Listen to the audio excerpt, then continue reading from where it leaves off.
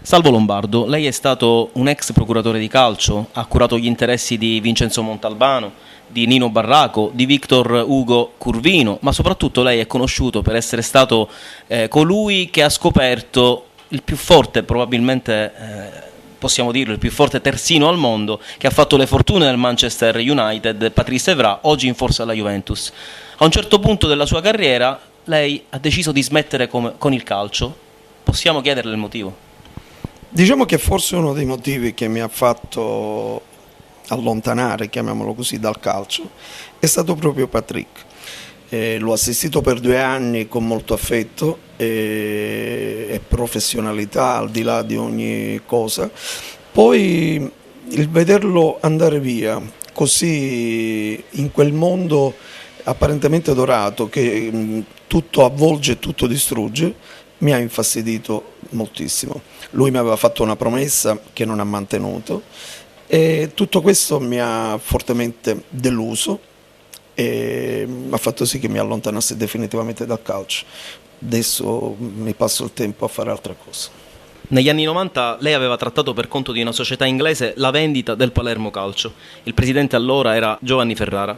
Qualche mese fa invece lei è stato visto nella hall dell'Hotel delle Palme insieme al presidente Zamparini. Da indiscrezioni ci risulta che lei fosse lì per trattare la vendita del Palermo per conto di un imprenditore indonesiano.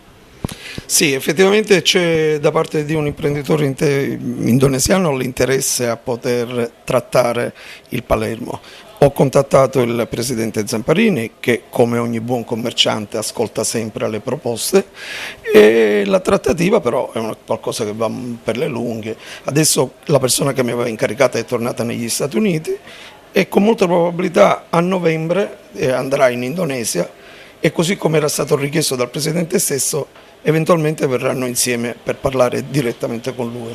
Quindi esiste un reale interesse da parte del presidente di vendere la società. Le è sembrato più un presidente stanco o un presidente desideroso di cedere la mano per altri motivi? No, io sono convinto che qualsiasi imprenditore controlli e valuti sempre le situazioni che ci stanno attorno perché così si fa. Non parlerei assolutamente di stanchezza, è una persona squisita, piena di carica, piena di entusiasmo, magari valuterà e se dovesse cedere, di questo ne sono certo, vorrebbe anche lui avere la certezza che chi andrà a proseguire il suo lavoro lo farà, non dico meglio di lui, ma comunque con lo stesso entusiasmo, cercando di dare una spinta in più perché magari c'è la novità, eccetera. E questa è una cosa che ho percepito, lui ha molto a cuore il proseguo positivo del Palermo Calcio.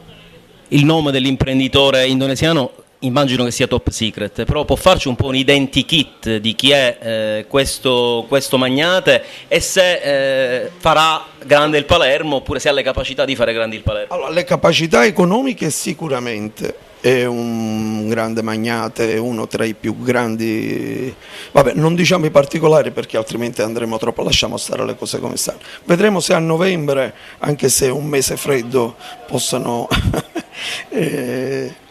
fiorire qualcosa. Lei è concittadino di Gioia Saputo e di Montelepre. Gioia Saputo è l'imprenditore che qualche giorno fa ha acquistato il Bologna. Come mai, essendo palermitano in effetti, ha acquistato il Bologna e non il Palermo? Ma questo bisognerebbe chiederlo a lui, magari so che aveva prima del Bologna contattato la Fiorentina e altre squadre sempre in quella zona, per cui presumo che i suoi interessi fossero da quelle parti.